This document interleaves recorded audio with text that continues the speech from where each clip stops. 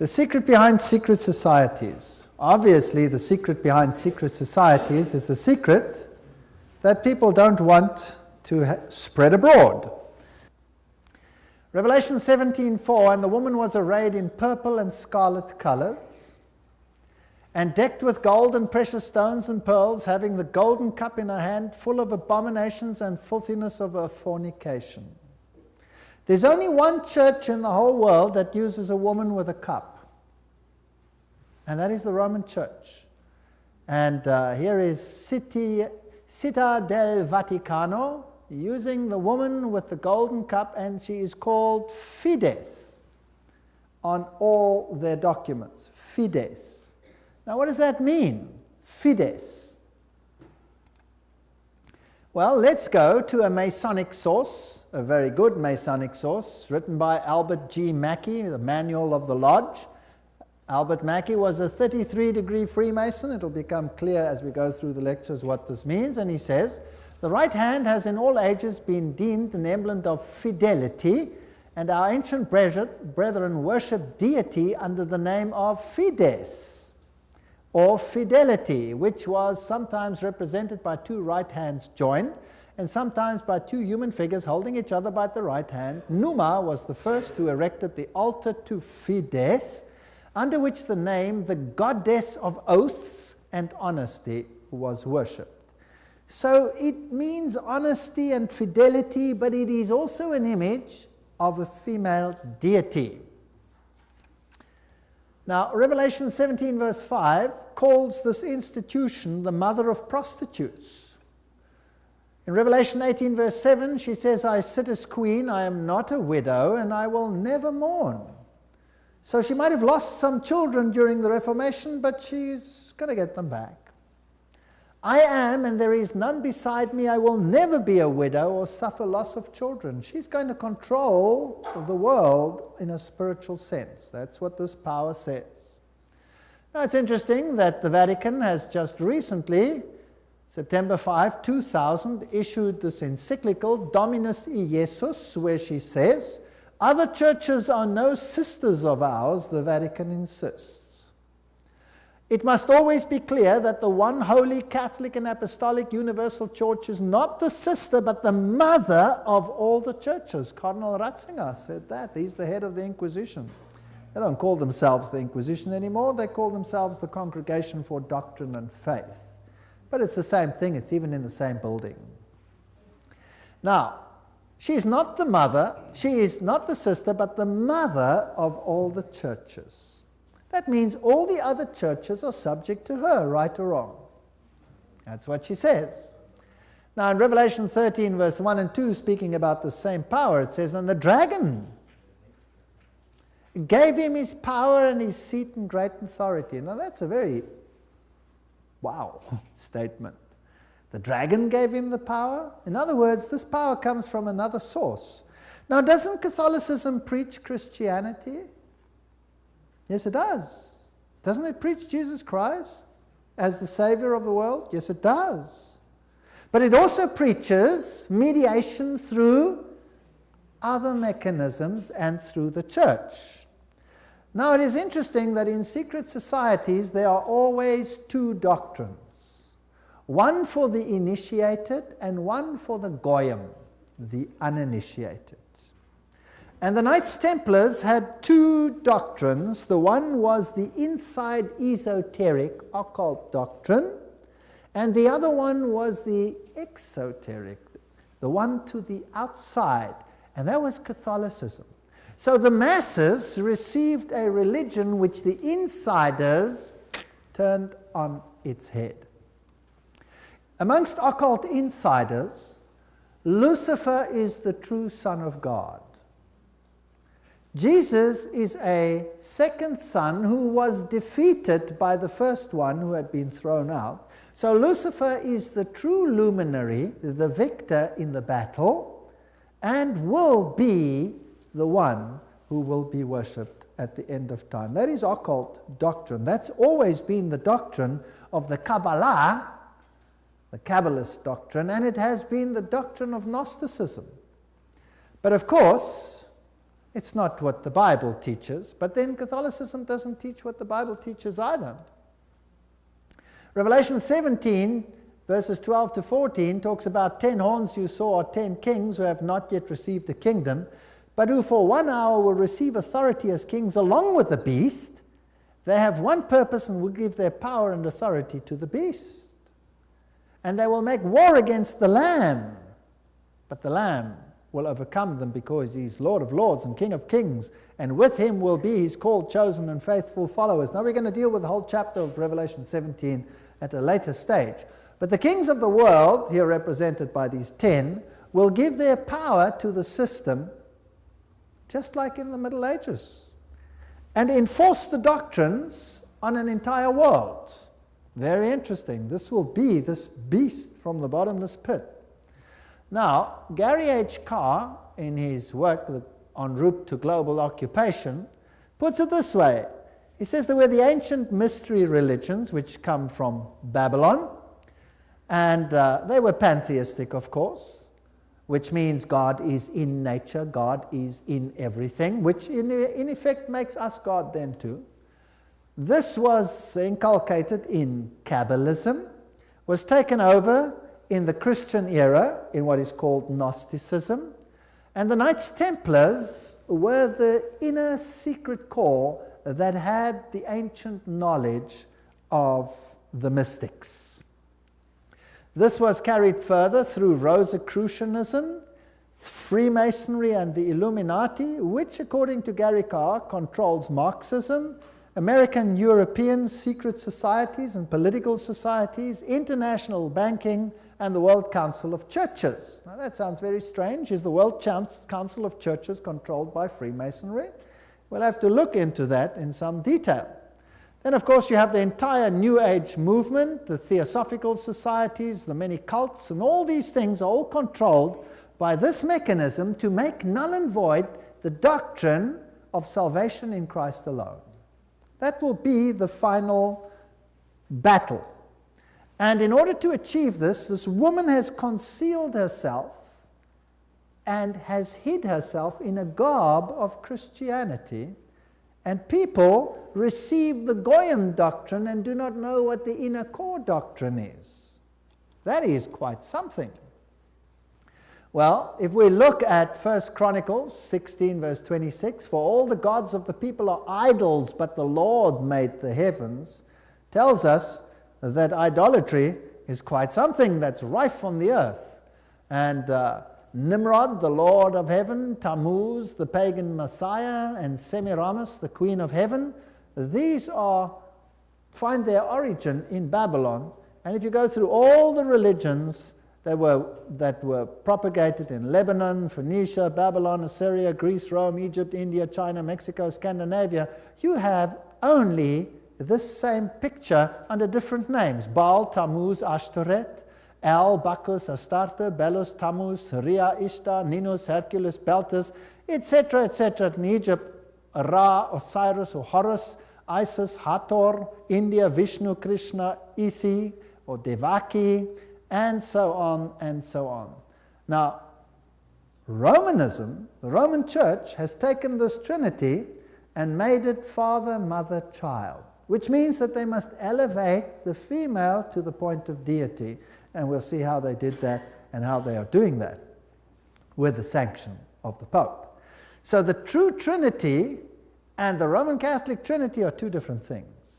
For the Goyim, it's Father, Son, and Holy Spirit. For the inner circle, it's Father, Mother, Child, which is none other than Baal, Tammuz, and Ashtoreth, if you want to take it back to those times. Jupiter is the god who is worshipped under Petrus, the rock. And Ubi Petri, where Peter is, there is the church. So here's another rock which takes the place of the true rock. Christianity and the secret societies, we could just summarize it as follows. The old Babylonian religion gave rise to Kabbalism. Via the Essenes and others, Gnosticism came into existence, and Gnosticism was founded by Simon Magus. This comes from no other source than History de la Magie and by Eliphas Levi. Wow, that's a high Masonic source. So Gnosticism, founded by Simon Magus. Then this Gnosticism, with its secret doctrine, was eventually, over time, through many intermediary organizations, carried over to the Knights Templars. And the Knights Templars were a group of a Roman Catholic order, if you like, that were set over the temple site to protect it. And they had strong links to Islamic societies, the Ismailis, the Karmatites, the Fatimites, the Druzes, and the Assassins. And these are very, very interesting, and we'll be dealing with them when we talk about the Islamic connection, what the secret societies actually teach. Just like the Templars had two doctrines, one for the Goyim, the uninitiated, and one for the insiders, and the two diametrically opposed to each other, so the secret societies of Islam do exactly the same thing. But that's another lecture. Now the Templars, they had their secret inner information inculcated in the Rosicrucians and the Jesuits. The Jesuits, again, formed and created Freemasonry. And Freemasonry was created as the Protestant arm of the Roman Catholic Church. Unbeknown to them, beguiled, fooled, if you like, into doing the work that Rome wanted them to do, so that Rome could sit in the background while Freemasonry did it for them. And then it wasn't them, it was them. And it was mainly Protestants that were doing it, and not Rome. Very clever. Very, very clever indeed. So now let's have a look at these Knights Templars. Here are some of the representations. This is Desmaloy, the founder of the, or not the founder, but the leader at the time of its dissolution of the Knights Templars.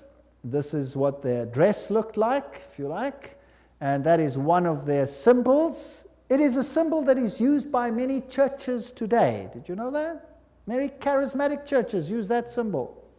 That's fascinating. And Jehovah's Witnesses use that symbol as well. We'll come to that in another lecture. Now let's have a look at what Nestor Webster, Secret Societies and Subversive Movements, has to say about the Templars. We're not going to read it all, but you can always, if you get the video, stop the quote. In the year 1118, 19 years after the First Crusade ended with the defeat of the Muslims, the capture of Antioch and Jerusalem, these groups were founded that were eventually established as the Templars, and they presented them with a house near the site of the Temple of Solomon, hence their name, Knights Templars. And they became very famous and a very powerful order which controlled all the finances, the financial world. They were the banking elite of the world, if you like. And then in the year 1128, the order was sanctioned by the Council of Troyes and by the Pope. It was a Roman Catholic order within the church. Now, some years later, October 13, 1307, this order was officially brought to an end by the King of France because it had come to light what they were doing, so it was said. The King of France, Philippe le Bel, had the Templars arrested, and the date was Friday the 13th, October 1307, and since that day, Friday the 13th is a day of bad luck for the entire world. And the charges brought against them were: the ceremony of initiation into the order was accomplished by insults to the cross and the denial of Christ and gross obscenities. Gross obscenities. There were all kinds of things reminiscent of Sodom that had to take place there. The adoration of an idol, which was said to be the image of the true God, and that was Baphomet, this symbol over here of the androgenic male-female deity. The omission of the words of the consecration of the Mass, the right that to lay chiefs amongst themselves, giving absolution, and authorization of unnatural vice. So they had to to curse the cross, trample upon Jesus, swear allegiance to Baphomet, and sanction this with unusual vice. That's a pretty serious crime in those days, so he was sentenced to death. But the order actually didn't disappear. The Pope was very reluctant to say that it was so. Masonic ritual includes references to the Knights Templars. For example here, Secret Societies and Subnervous Movements says, several knights who had set forth the rescue of the holy places of Palestine from the Saracens formed an association under the name of Freemasons, thus indicating that their principal desire was the reconstruction of the Temple of Solomon. And you hear a lot about the reconstruction of the Temple of Solomon today, and the story of Israel and all those interesting things. Now let's go a little bit into some of the history. I'm taking you to this beautiful palace. Where do you think it is? It's in Jerusalem, and it's Notre Dame Vatican. And this is where the Pope has his representation in Jerusalem. It's a palace for a king. There's the Vatican flag flying outside, and there's even a whole lane where you have some interesting papal artifacts. Now in Jerusalem, I went to look up the site of the Knights, and here is the Knights Palace, the Latin Patriarchate. This is where the Knights Templars originally had a site, and the Knights of the Papacy now control this area. This is their symbol that they use. That is also the Knight's shield, which is used by many religions today. The Rema Church uses that symbol, for example. These are the eternal warriors. That is the symbol that they use. There they are they kiss the Pope or the Patriarch's ring. They are knighted just like knights, and they knight highly prominent bankers and individuals such as that. Inside this church, you have, of course, the statue of Jupiter as Peter. Notice that the foot is well kissed. And I didn't want to kiss the foot, so I just stood there. And it is a very important church because both Pope Paul VI and Pope John Paul II visited this church, which is, of course, highly symbolic, and there are the plaques. And the Latin Patriarch, the Knights Palace. If you go inside, there's this interesting altar. And as you look at the altar, you'll see certain figures over here. This one over here is very interesting. Let me get it a little bit closer, and what do you see? You see the double-headed eagle, which is also the symbol that is used in Freemasonry. So there it is on the altar of the Knights. And what is there on this side? Two swords held like a compass. Fascinating. So there are many, many Masonic figures in here. The tail feathers and the feathers of the eagle, very reminiscent of what you have, for example, on the back of the dollar, and all those other interesting symbols of the circle with the triangle and the sun around it. And the inheritor of the Templar nuance are the Jesuits. Now the Jesuits, of course, are the ones who behind the scenes control many things. They were founded on the 15th of August, 1534 by Ignatius Loyola and were sanctioned by the Pope on the 27th of September, 1540. So they were created, as it were, to stand against the Reformation. They were designed to destroy the Reformation. Loyola wanted the order to be champions of Catholic unity, and of course submission to Christ's vicar, the Pope, was absolutely essential. Here you have the institution of Loyola's organization by the Pope on this particular day, and there are some interesting analogies which we will find here. Here, for example, there is considerable analogy between Masonic and Jesuitic degrees. And the Jesuits also tread down the shoe and bear the knee because Ignatius Loyola thus presented himself at Rome and asked for the confirmation of the order. Now, who existed first? Freemasons or the Jesuits? The Jesuits existed first, of course. They were to obey as a corps, there a cadaver. The reconstitutions repeat 500 times that one must see Christ in the person of the general, and even if God gave you a dog, you must obey him as though he were Jesus Christ himself. Loyola's statue in a Jesuit retreat, Loyola in vision, the Society of Jesus constituted in the Chapel Notre Dame, Notre-Dame, 1534, now the Chapel of the Sacred Heart in Paris. Many, many occult incrustations, and this is the famous Jesuit oath that each Jesuit makes when he becomes a Jesuit. Now, it'll tell us something about the character of the Jesuits. There it says, I, and he fills in his name, in the presence of God and all the saints and all these things, swear that His Holiness the Pope is Christ's vice-regent and is the true and only head of the Catholic Universal Church, etc. It also says here that this power was given by the Savior, Jesus Christ. He has power to dispose heretical kings, princes, states, commonwealths, governments, all being illegal without his sacred confirmation, and that they may safely be destroyed. So a Jesuit swears that if a government is not subject to Rome, it can be what? Destroyed. I further declare that I will help and assist and advise all or any of His Holiness's agents wherever I shall be, and do my utmost to extirpate the heretical Protestant or liberal doctrines. Liberal doctrines are doctrines where you decide what you believe. You take the liberty of making your own choice rather than allowing the Pope to do it for you. And that will be destroyed, and all their pretended powers. And that it doesn't matter where you send me in the world, I will obey. And I promise that I will have no opinion of my own. I will obey like a corpse. And I will make war, secretly or openly, against all heretics, Protestants, and liberals, as I am directed to do, to extirpate and exterminate them from the face of the whole earth. I will spare neither sex, age, nor condition, and I will hang, waste, boil, flay, strangle, bury alive these infamous heretics, rip up the stomachs and wombs of their women, crush their infants' heads against the wall in order to annihilate forever their execrable race. That's quite a nice Christian promise, would you agree? Very Christian promise.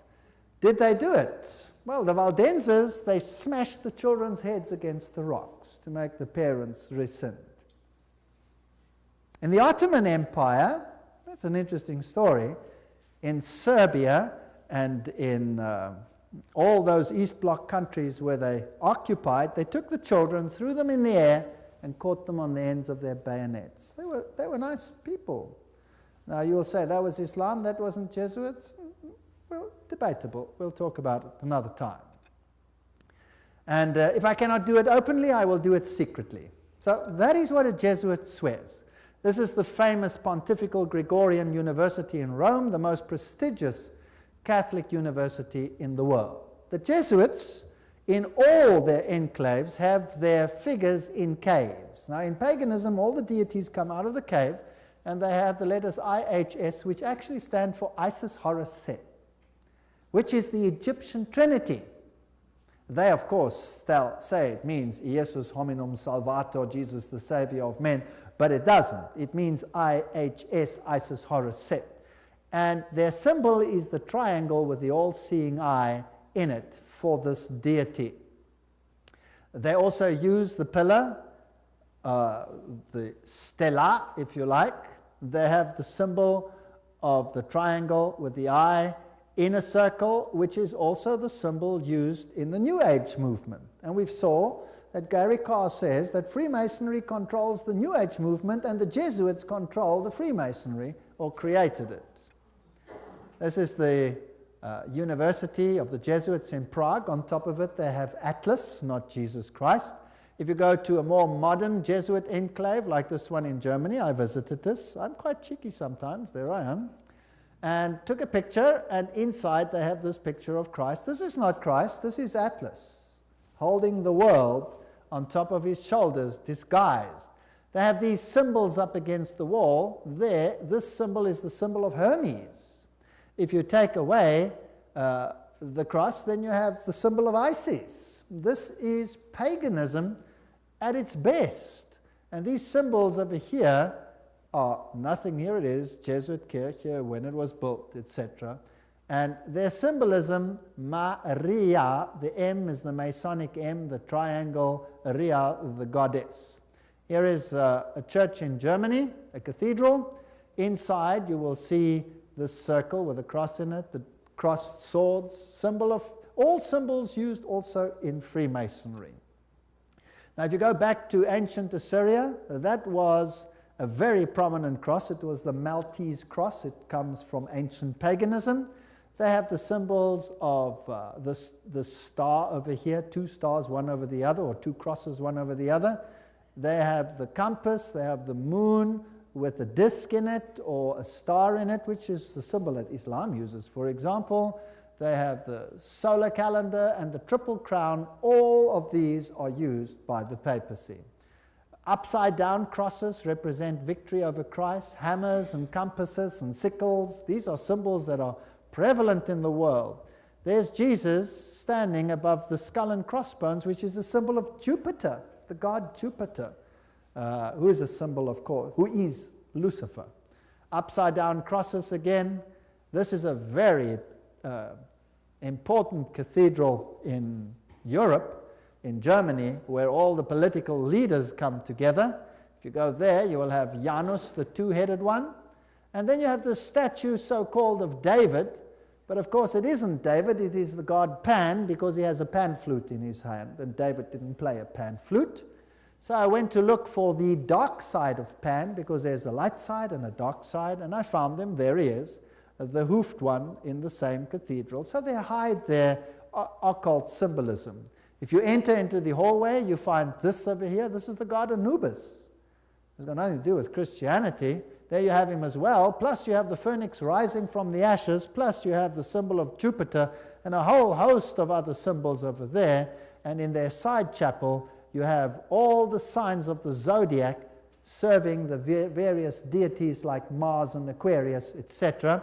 And the doorknob is a yin-yang. This has nothing to do with Christianity.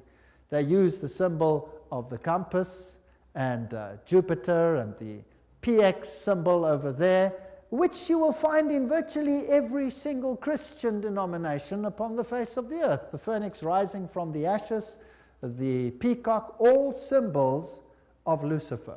Here you have the PX with a circle with a dot in it, and you say to yourself, but isn't that a symbol of Christianity? No, this is a symbol of Horus. This has got nothing to do with Christianity. They use pine cones. Let's ask Albert Mackey, 33-degree Freemason, to tell us what the symbol means. The point within the circle is an interesting and important symbol in Freemasonry. The symbol is really a beautiful but somewhat abstruse allusion to the old sun worship, and introduces us for the first time to that modification of it among the ancients, the worship of the phallus. So it's a pretty filthy symbol at that. It deals with male organs. Wow. So that comes from the horse's mouth. So that's what it means. Now what's the PX mean? Let's go to the best Masonic source in the world, Morals and Dogma, page 292. And in case you don't believe me, I photocopied it so that you can see it. There you can see the symbol. Can you see that? It is the staff of Osiris. On the medal of Constantinople, in hoc signat eris, whatever the inscriptions. And then some other interesting things. So this is the staff of Osiris. And then it goes through the mystic Tau and the crosses and the stars of David. And then he uses this one as well. Interesting symbol. He says the vestment of the priest of Horus were covered with these crosses. That's a Maltese cross. Remember that I showed it to you on the Assyrian king? Now who wears that on his vestments? Well, let's have a look. Oops, there it is. Who's wearing it? The Pope is wearing it. So what is he? He must be the priest of Horus. So to the outside world, it seems like Christianity, but to the inner circle, it's occultism. On the floor of the cathedral in London, you have the tricolour, which is the triple yin-yang. And what does that mean? Well, let's go and ask the sources themselves. Celtic version of the yin-yang. That's what it is.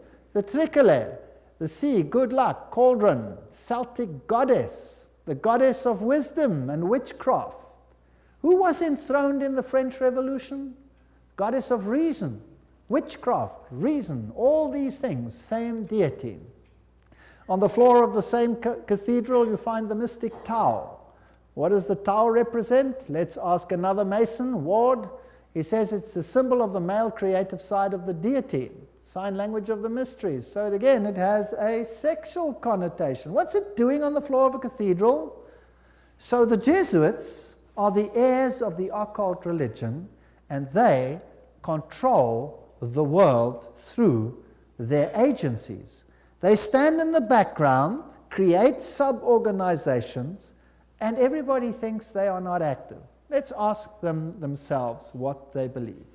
Here is the history of the generals of the Society of Jesus. These are all the generals, starting with Ignatius Loyola. They're all listed down there. We don't have to go through them all the way through to the present one that rules now, whose name is Peter Hans Kolvenbach. Nice German name.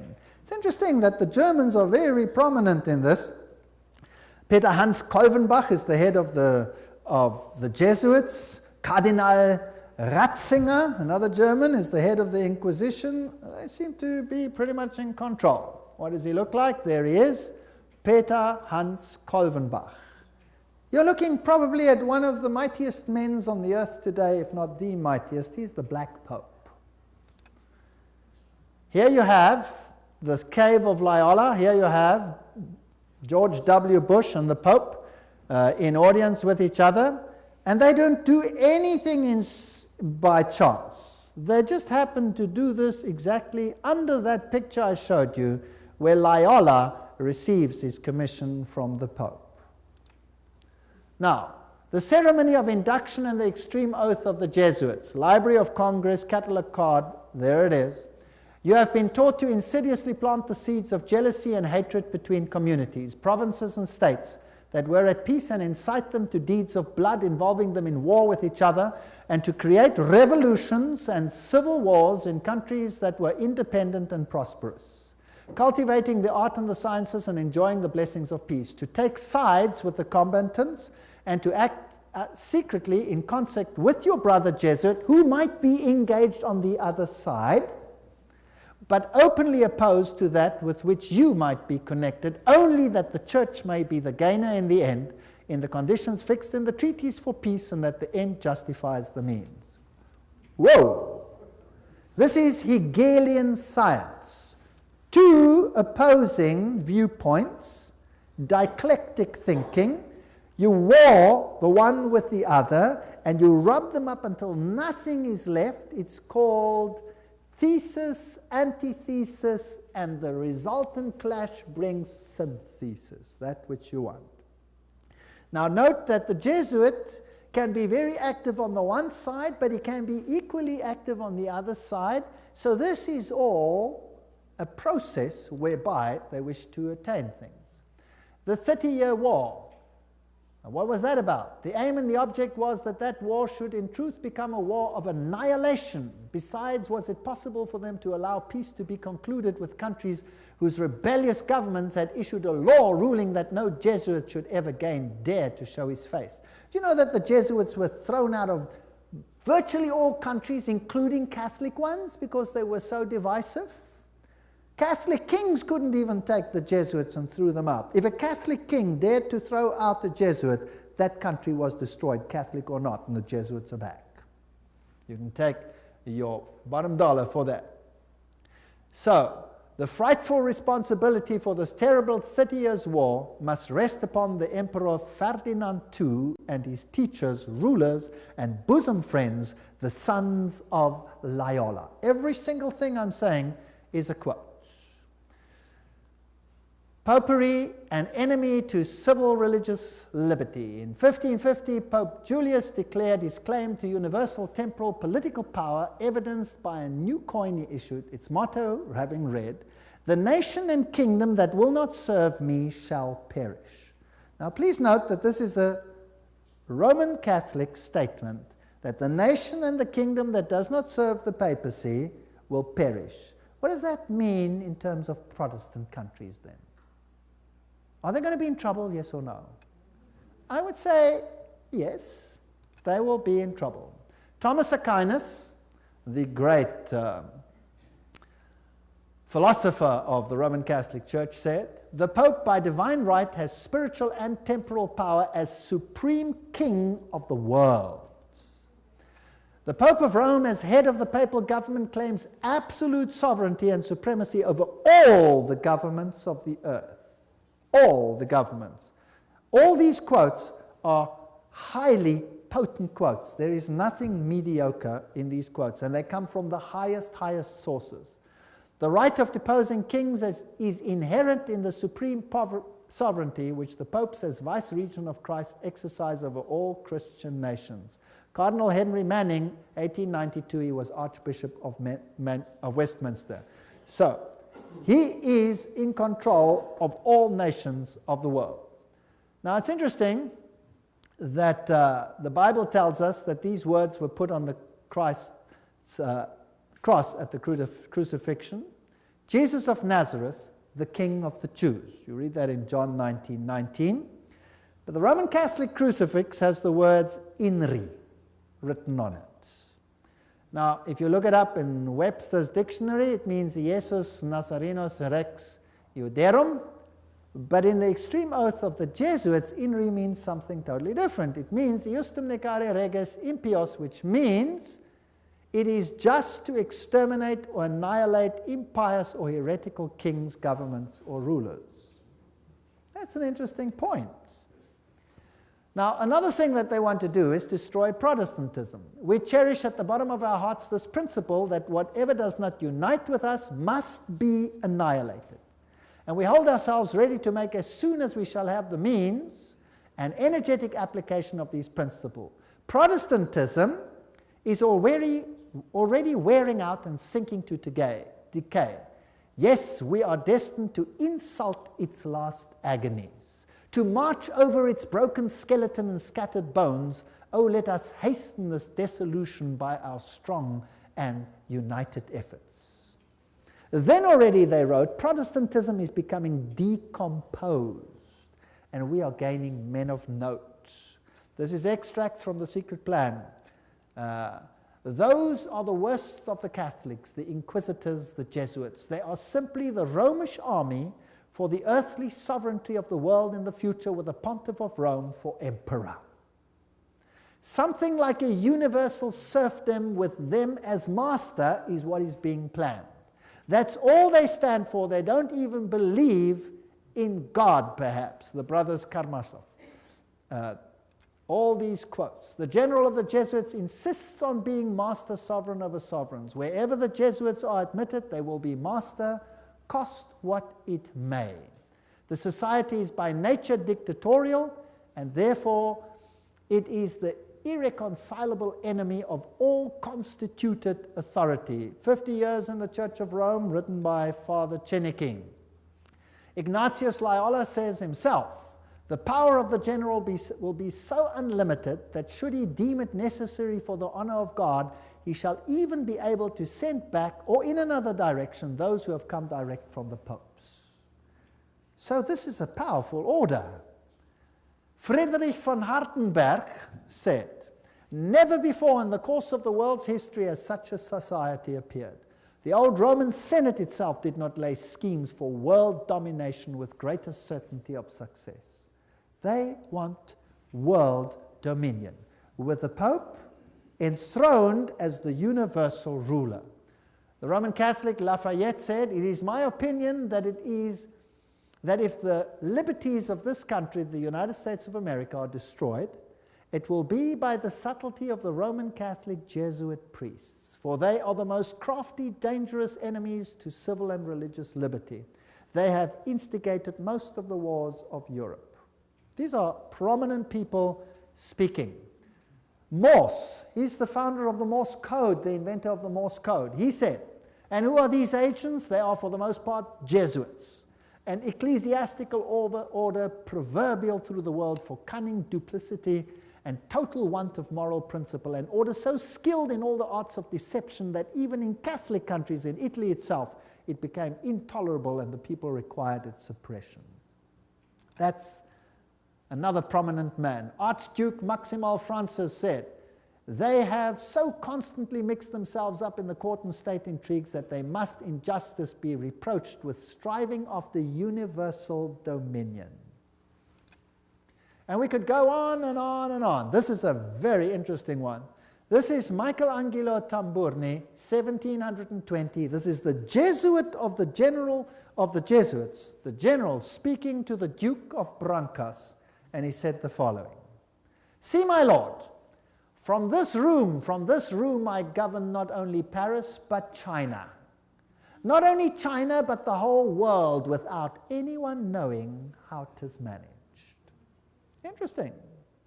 This is what the Jesuits themselves had to say. The Pope's confessor has to be a Jesuit. And the Pope himself has to come to a Jesuit to confess. The Vatican Empire, everything I say is a quote. This here is Jean-Baptiste Janssen. He ruled from 1946 to 1964, and he looks like a charming gentleman, very cheerful. But nevertheless, you can see that this photograph was taken from the Saturday Evening Post, 1959, and this is what he is in command of. And now we will want to deal with these issues in the next session.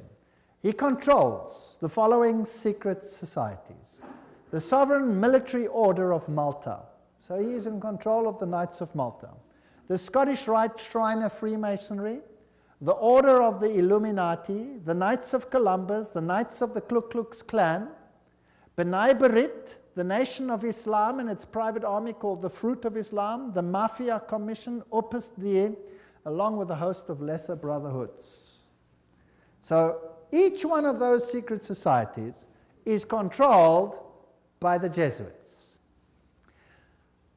Persecution of the Catholic Church in Germany has been directed only against those elements which did not entirely submit to the ever-increasing centralization of authority in church and state.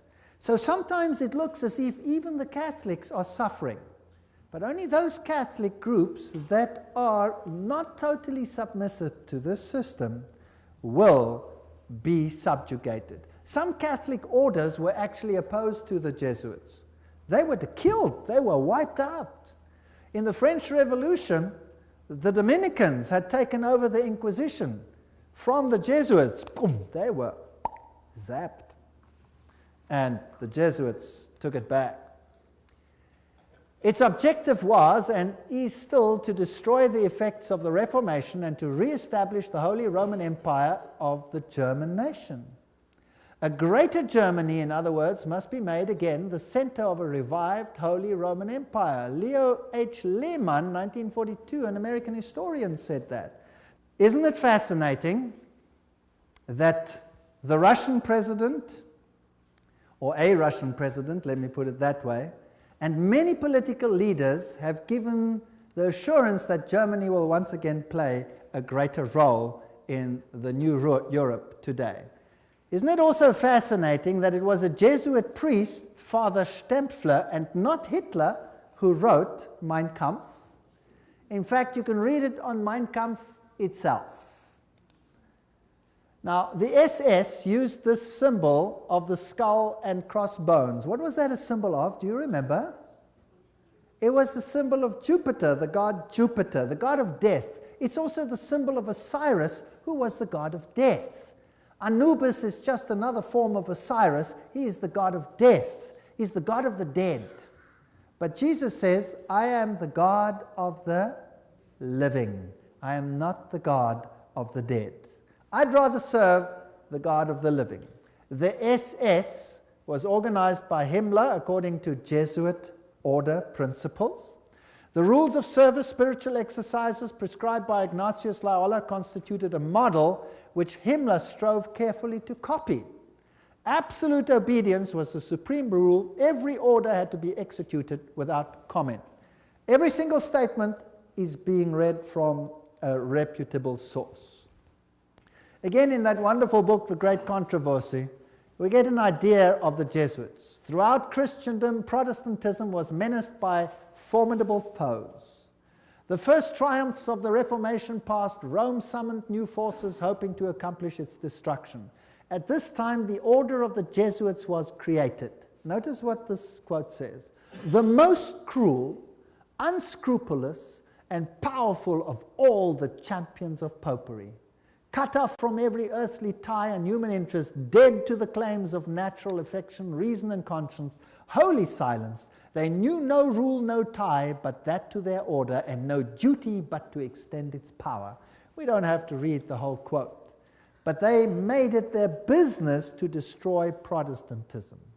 The Jesuit order therefore stands before us as the embodiment of a system which aims at temporal political domination, and that over the whole world. You will say to me, surely China will not be subject? Well, we already read a quote by the Jesuit general himself where he says he controls China. Who controls communism? The Jesuits created it, and therefore they controlled it. They practiced it in their South American examples where they practiced it before they instituted it. Very interesting. This is Count von Hernsbruch, 1911, German noble and ex-Jesuit, who says this very thing. At what then do the Jesuits aim? According to them, they seek the greater glory of God, but if you examine the facts, you will find they aim at universal dominion alone. It is they who rule the world. One quote after the other. Moreover, the Pope has thousands of secret agents worldwide.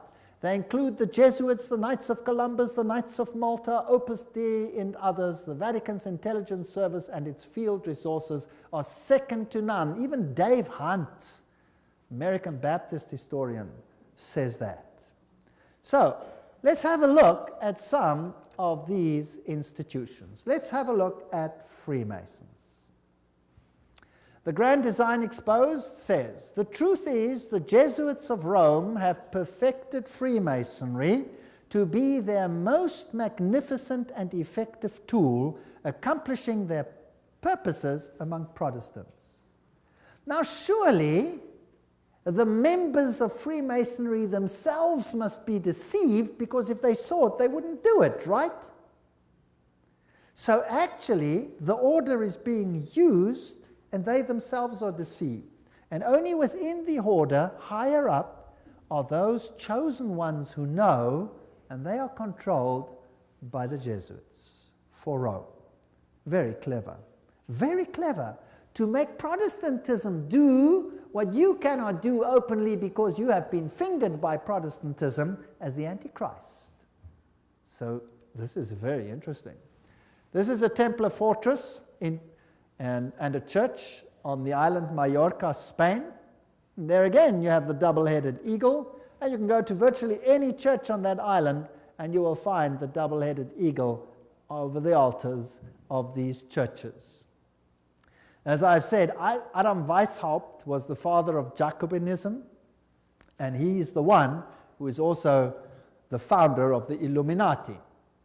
From the Jesuit college at Ingolstadt, it is said to have issued the sect known as the Illuminati of Bavaria, founded by Adam Weishaupt. Its nominal founder, however, seems to have played a subordinate, though conspicuous, role in the organization of the sect. You see, again, they use a front and a front and a front. Now, here are two Jesuit generals. This one over here is General Ricci, and this is General Ledochowski. And very interesting, this one over here, 1773 to 1840, he ruled during the order's suppression. Now notice this, the Vatican itself suppressed the Jesuits between 1773 and 1814. What happened to the Vatican in that time? There was a mortal wound. And the Pope was taken into exile and he died. Isn't that correct? So who gave the mortal wound to the papacy? The own order in the own church. Power struggle. And he created, in his time, the Illuminati was created through Weishaupt. And, of course, is also the father of modern communism, who with his Jacobins conducted the French Revolution. Years later, Jesuit General Ledokovsky with his Bolsheviks conducted the Russian Revolution in 1917, and it's identical to the other revolution. And I will deal with that when I give a lecture on revolutions and wars and dictators later in the series. France's greatest authority on the Jesuits, Edmond Paris, said, "The Russian Revolution, by eliminating the Tsar, protector of the Orthodox Church, had it not decapitated the great rival and helped the penetration of the Roman Church, we must strike while the iron is hot. The famous Russicum, Russian College of Rome, is created in 1929, and its clandestine missionaries will take the good news to its schismatic country. 1 century after their expulsion by Tsar Alexander I, the Jesuits will again undertake the conquest of the Slav world." And did the poor Slavic world suffer? They were slaughtered by the millions. History will show what happened there when Stalin, probably one of the greatest mass murderers of all time, did his thing. Frederick the Great, so-called, of Prussia, caused the high degrees of Masonic constitutions of the ancient rite to be revived, and he himself wrote the constitutions under the guide of the Jesuit general. Encyclopedia of Freemasonry, Albert G. Mackey says that himself. Very interesting. And now notice this. This is a source that's unbelievable. This is Isis Unveiled by Blavatsky herself, the author of Secret Doctrine. She says that the rites are the offspring of the sons of Ignatius Loyola. The Scottish Rite and all of these worked under the instructions from the general of the Jesuits. So who controls Freemasonry? The Jesuits, there's no doubt about it. Here, we have confirmed the induction of the Knights Templar Mason into the councils of the said order of knighthood, and hoping and confiding that he will ever be so demean himself as to conduct to the glory of IHS, the most holy and almighty God, and to the honor of the mark we do recommend. There's a ritual in Freemasonry which is totally Jesuit. So the Jesuits control Freemasonry. Here's a Freemason temple, if you like. It's in Oklahoma. There is IHS. This is a Freemason temple. It's a lodge. There is IHS in it. There are still old ladies, male and female, about the country who will tell you with grim gravity that if you trace up Masonry through all its orders till you come to the grand tip-top head Mason of the world, you will discover that the dread individual and the chief of the Society of Jesus are one and the same person. James Patron, American historian. There are many that say these things. Knights of Malta. The Freemasons are in the foreground, while the Jesuits and the Knights of Malta are in the background. The Jesuits control even the Knights of Malta. Now, who are they? Well, they are headquartered in Rome, these knights. They used to be on an island, but besides that, they used to be a military order. They are still a military order. They are knights. They control the banking of the world, the industry of military complexes of the world. They oversee Chase Manhattan Bank with all its branches. They rule all the intelligence communities, the KGB, the CIA, and all of these things to restore the Dark Ages. Everything I'm saying is a quote. I'm saying nothing. Don't accuse me of saying anything. I'm just reading. Who are they? Well, here's the head of the Knights of Malta at the moment in America. This, well, he's dead now. This is Francis Joseph Cardinal Spellman, Cardinals of New York. And their headquarters is St. Patrick's Cathedral, the diocese of the Archbishop of New York. There are the various ones. Here's Terence Cardinal Cook. Then was Cardinal O'Connor, and currently Cardinal Archbishop of New York, Edward M. Egan. Now let's have a look who the members of the Knights of Malta are. That should be interesting. Some past, some present. General Alavena, George Anderson, Angleton, Azru, Bertie, Bobs, Bonaparte. Does that name ring a bell? Borges, Bradley, Brady, Pat Buchanan. Does that name ring a bell? James Buckley, Prescott Bush, does that ring a bell? Frank Capra, William Casey, does that ring a bell? CIA, Cisnero, Cooks, Coughlin, Loach, Giscard d'Estaing, does that ring a bell? President of France, Bill Donovan, Alan Dulles, Avery Dulles, Edward Egan, that's of course the Cardinal himself, Franz Egon, John Farrell, Flanagan, Flynn, Gelly, Galen, Gorman, Grace, General Alexander Haig, does that ring a bell? Otto von Habsburg, wow. Conrad Hilton, Heinrich Himmler, he was at Knights of Malta. J. Edgar Hoover, FBI, CIA fame. Joseph Kennedy, Ted Kennedy, Larkin, Lehman, Lorenza, Luce, Henry Luce, founder of all the great magazines and Time magazine and all of them. Great publishing magnate, MacDonald, Manhattan, you name them, all of them, O'Neill, Otis, Franz von Papen, the legate who worked with Adolf Hitler, Perón, Rocco, the list goes on and on and on, Frank Shakespeare, Martin Shea, even Frank Sinatra was a Knight of Malta, for interest's sake. So there are prominent men who are Knights of Malta. Now, what about the Knights of Columbus? The founder of the Knights of Columbus is Father Michael McGivney. He lived a very short time, and then he died. He was very young. He died at the age of 38. There is their emblem, and this is their official home webpage. You can just take it straight off, and you can see something fascinating. What is that? Hello? Do you remember what it is? A little bundle of rods that you also found in the French Revolution, right there in the Manifest of Human Rights. What is it? Fascii. And they've got a wreath around them. What does that mean? All power in one man. Who will that man be? Who do the Knights Columbus, founded by a Roman Catholic priest, want to see the power vested in? The Pope, of course.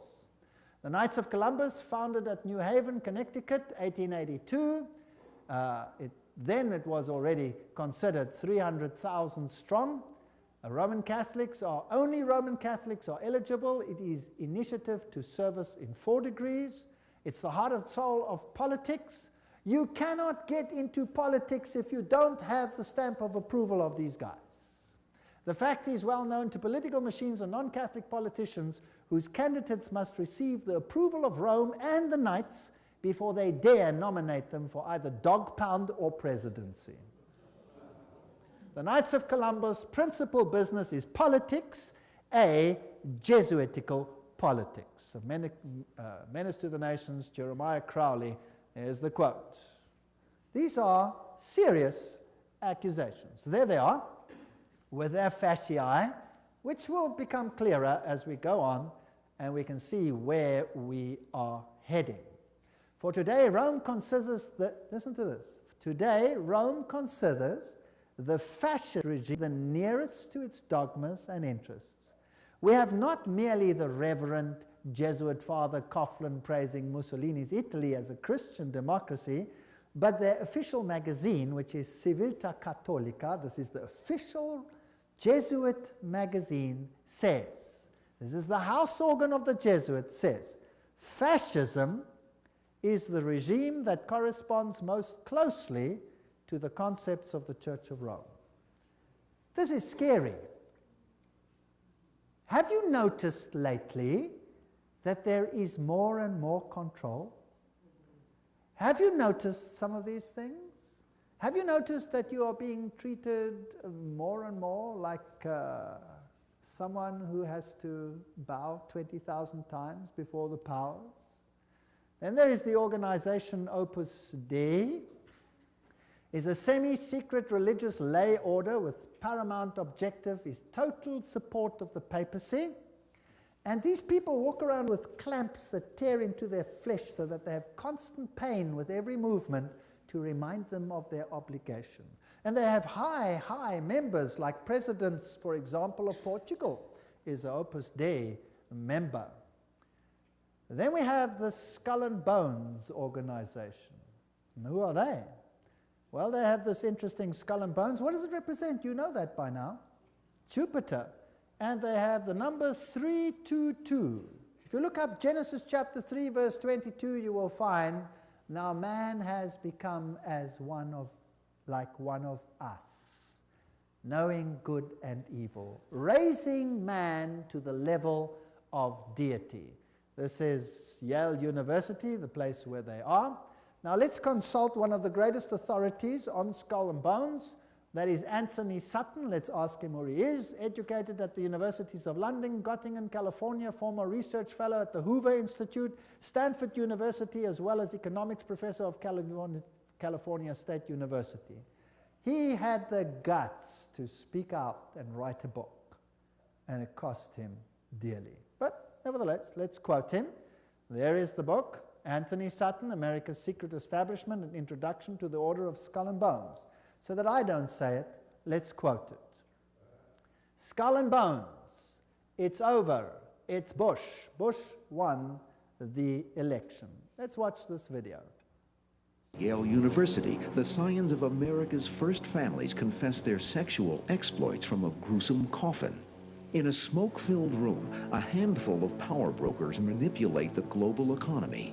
These are the purported activities of some of America's secret societies, groups with names like Bilderberg, Skull and Bones, and the Trilateral Commission. The Skull and Bones Society is founded in 1832 by 15 seniors at Yale University in New Haven, Connecticut. They establish a secret society with rules and rituals that remain unchanged to this day. The Skull and Bones initiation ceremony is said to be held in April in the tomb's basement. One distinguished member serves as master of ceremonies. Once enrobed, he is known as Uncle Toby. The shortest senior is appointed Little Devil and dons a satanic costume. A bonesman with a deep voice is dressed as Don Quixote. Another is dressed as the college's founder, Elihu Yale. Still another is given papal vestments. It would all be funny if it weren't for the fact that among the former bonesmen are 3 presidents: William Howard Taft, George Bush, George W. Bush, numerous senators and ambassadors, industrialists like William Whitney, CIA agents, State Department officials, and publishing magnate Henry Luce. Absolute secrecy is also required. In his 1999 autobiography, George W. Bush devotes just one sentence to his membership in Skull and Bones. Quote, "My senior year, I joined Skull and Bones, a secret society so secret, I can't say anything more." The secrecy, according to some researchers, is there to protect the fact that Skull and Bones funnels its initiates into positions of power and influence. The best-known bonesman is ex-President George Bush, who, according to tradition, is supposed to avoid admitting he's a member. Mr. President, are you a member of Skull and Bones? Leave the room. American Journal got a similar response when we recently asked George Bush Jr., the governor of Texas, about his membership. Does it still exist? The thing is so secret, I'm not even sure it still exists. Okay, so you'll see that George W. Bush is a member. They lie in a coffin. They bow down before a papal figure, swear allegiance. They do all kinds of weird sexual things in a coffin, which I'm not going to explain what they do here. It's pretty vile. And these are the presidents of the most powerful countries in the world, and they belong to secret societies such as this. The order, what it is and how it began. Those on the inside know it as the order. Others have known it for more than 150 years as Chapter 322 of a German secret society. That is very important. In fact, this was discovered when they broke in and stole some of the papers at that institution. It is officially known as the Russell Trust of 1856, or as the Brotherhood of Death, because they serve the god of death, who happens to be Anubis, if you like, Osiris, if you like, or Jupiter. The American chapter of the German order was founded in 1833 at Yale University by General William Huntington Russell. And Taft, the only man to be both President and Chief Justice of the United States. Interesting. Now, the German order, what does this actually mean? The Illuminati had its origin at the University of Ingolstadt, and recruits were from the student Inkorps. Of course, they had to be students with high connections, you know, sons of very high insiders. The order had its origin in Yale in 1833, but Skull and Bones is a chapter of a German secret society. So, which organization does it represent? Active members have enough influence to push their sons and relatives into the order, and there's significant intermarriage amongst the families, and they fall into major categories, two major categories. We find the old line, American families, second, families who occupy great wealth. When he's initiated into the order, he says, tonight he will die to the world and be born again into the order, as he will henceforth refer to it. The order is a world unto itself, in which he will have a new name, and 14 new blood brothers also with new names. Now, there's also a British chapter which was established at Oxford University and All Souls College, and the British element is called the Group. So the Skull and Bones is not the only one. You have the Group, and then you have a European order as well. So the Group links to the Jewish equivalent through the Rothschilds, the Inner Circle, and so there is a worldwide secret organization which has the highest individual in industry, government, all facets of life. And they actually are the most prominent rulers in the world today. And if they are a chapter of a German society, then they are the Illuminati. And George W. Bush said that there are 1,000 points of light illuminating the world at the moment. It's interesting that the order writes many constitutions. The members write constitutions. For example, Archibald MacLeish, who is a member of Skull and Bones, or was, he wrote the Constitution of UNESCO. Now, we're going to have to deal with UNESCO and find out what it's about. Churches, the Union Theological Seminary is under the control of Skull and Bones. A very interesting seminary. We'll deal with these in more detail in another lecture. Major establishment of law firms, communications and industry, the Federal Reserve, and all of these are controlled by the order. This is how Chapter 322 operates.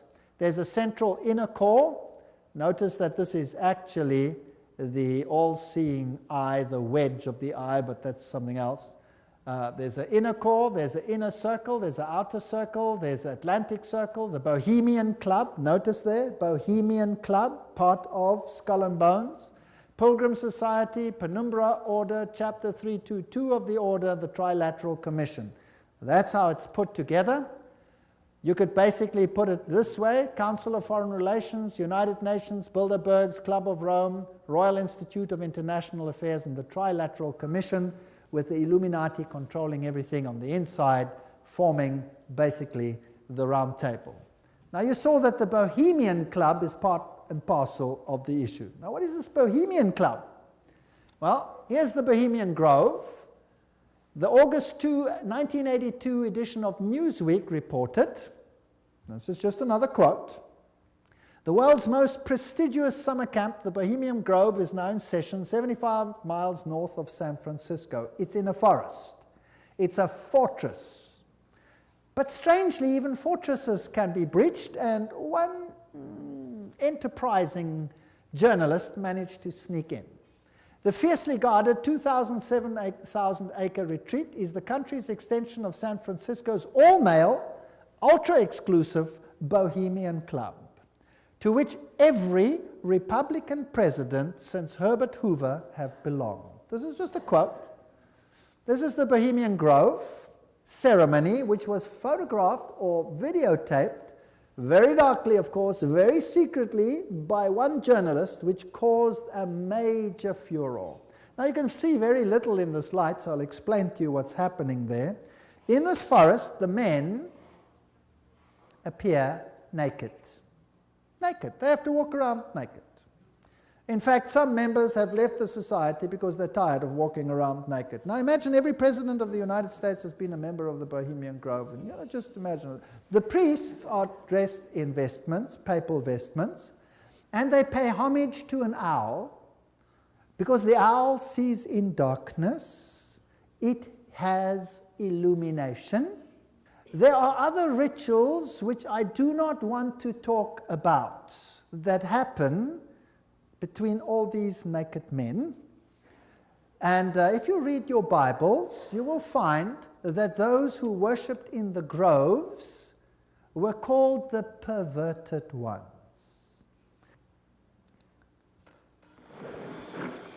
There's the papal vestment. Is in his leafy temple.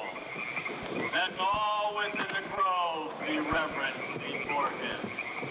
Lift up your heads, O ye trees, and be ye lifted up, ye everlasting spires. For behold, here is Bohemia's shrine, and holy are the pillars of this house. There's the owl. For beauty is eternal, and we bow to beauty everlasting. For lasting happiness, return to one alone, and she surrounds you now. Great nature, refuge of the weary heart. We bow to one alone, great nature. She is ever faithful. Other friends may fail, so must ye come as children. Little children that believe nor ever doubt her beauty and her faith. Bohemians and priests, our funeral pyre awaits the corpse of care. Prince of all mortal wisdom, Owl of Bohemia, we beseech thee, grant us thy counsel. Owl of Bohemia, grant us thy counsel.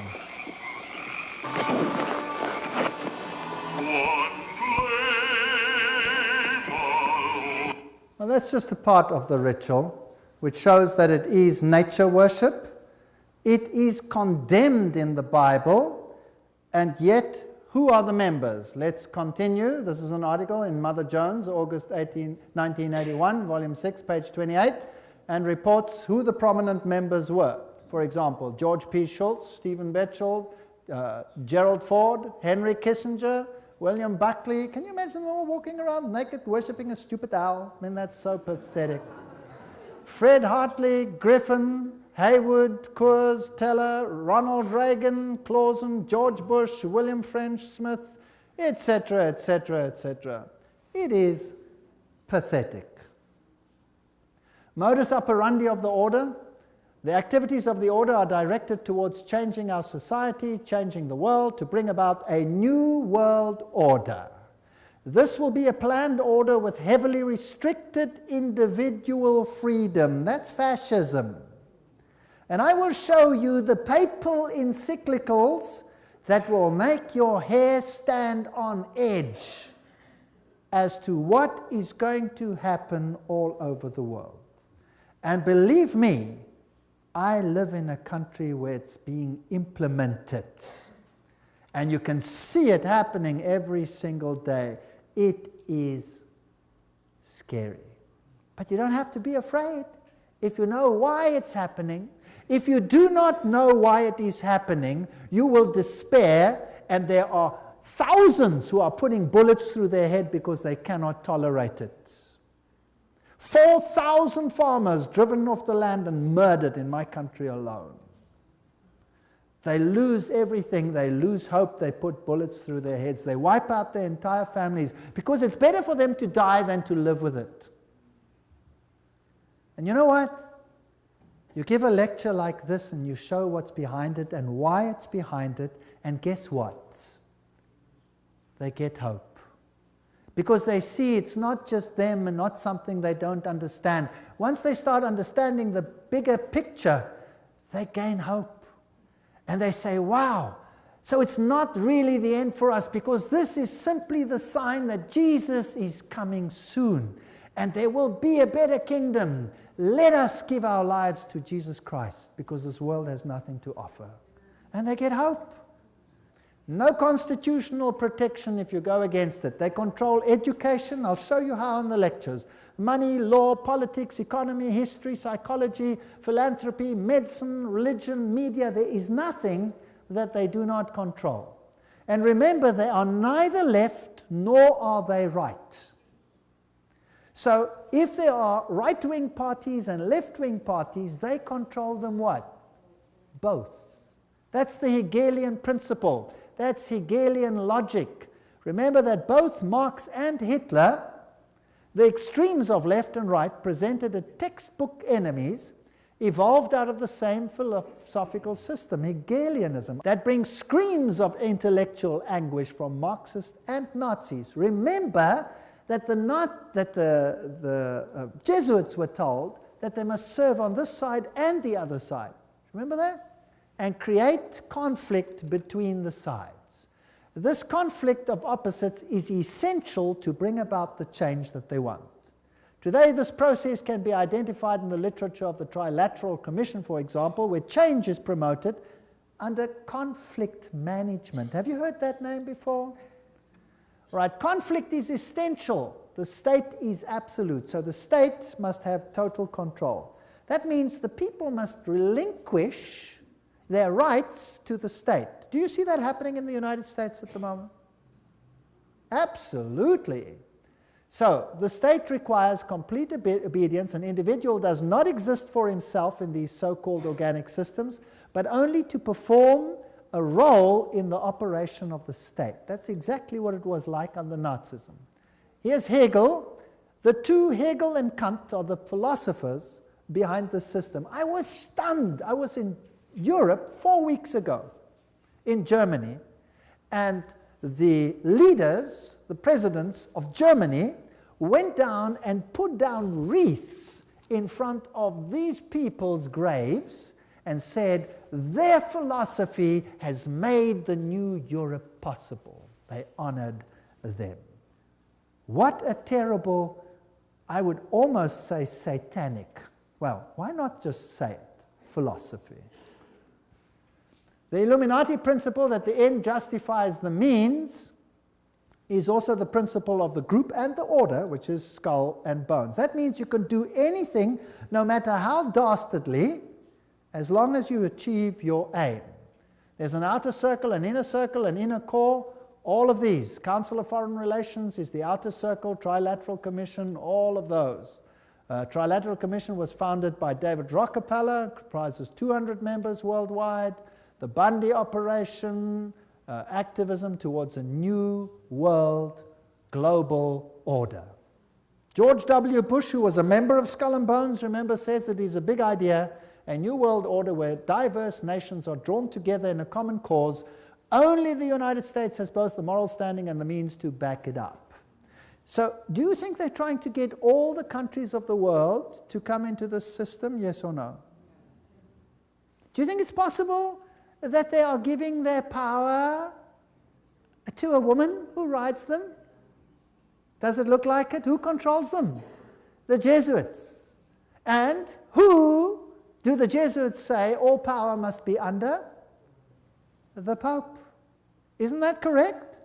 All right. So who do you think would clamor for a new world order more than anyone else? Maybe the Pope. Wouldn't that be interesting? Well, here he is. New international order urged for the sake of peace. When? January 3, 2004. His whole New Year's speech was dedicated to asking for the implementation of the New World Order. Vatican City, January 1, 2004. John Paul II started the new year by insisting that peace is possible and thus a duty, and he called for a new international order. CNN, what did that have to say? Pope calls for a new world order. Thursday, January 1, 2004. Vatican City, Pope John Paul rang in the new year on Thursday with a renewed call for peace in the Middle East and Africa and the creation of a new world order based on respect for the dignity of man and equality amongst nations. What did he say? This year, Pope John Paul directed his thoughts to the continuing conflict around the globe, but he stressed that to bring about peace, there needs to be a new respect for international law and the creation of a new international order based on the goals of the United Nations. He called for an order that is able to give adequate solutions to today's problems based on the dignity of the human being, this is human rights, on an integral development of society, on solidarity amongst nations, rich and poor, on the sharing of resources and the extraordinary results of scientific and technical process. You know, sharing of resources, have you heard of that before? Well, there's another term for it. It's called redistribution of wealth. Have you heard of that before? Right, now let me redefine that for you. To redistribute wealth means to take the wealth from the one who has it and give it to one who has not got it. Is that correct? Now, if you do that, which nations of the world will be hardest hit? The Catholic ones or the Protestant ones? The Protestant ones are the rich nations. Everywhere you can draw a line. Now, I will show you in the lectures that come that there are encyclicals which define how the redistribution is to take place. And how it is happening and how the encyclical says it should take place is what I can see happening in my country without the government lifting a finger against it. It is defined by need, as we will see. Now, there's another word for taking from one who has and distributing it to someone who does not have. It's called theft. Stealing. Thou shalt not steal, says the Bible. The Pope in Rome says, thou shalt steal. He does. Literally, I'll show you his encyclical. You will be stunned. This New World Order is going to be an exciting place. I don't want much part of it. Fortunately, my God says, my kingdom is not of this world. If it were, they would fight for me. But it is not of this world. My kingdom is up there. There where your treasure is, there your heart will be. I have managed, because I live where I live, to loosen myself from that which I own, because I know that it means nothing anymore. Do you know that in my country, if you go on a holiday, and you stay away for a while, and you come back, and your house is occupied, that you cannot put the new tenants out, even if the house is yours? Did you know that? Because they have need, therefore they have the right to take it, whether you own it or not. And this is not a joke, this is a fact. Scary. But who cares?